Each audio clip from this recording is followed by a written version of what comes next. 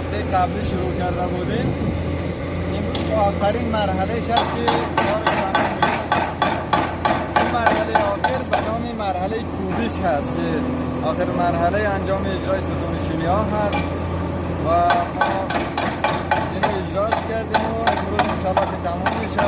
بعد از اینکه این کار اجرا شد این مرحله بعدی تطبیق دوغاب سیمان هست که از طریق این لوله ها انجام میشه. انشاءالله بعدا یک کلیپ خدمتتان هم از اون مرحله میگذارم. ممنون، متشکر از اینکه شما تا الان گوش کردین. ممنون شما.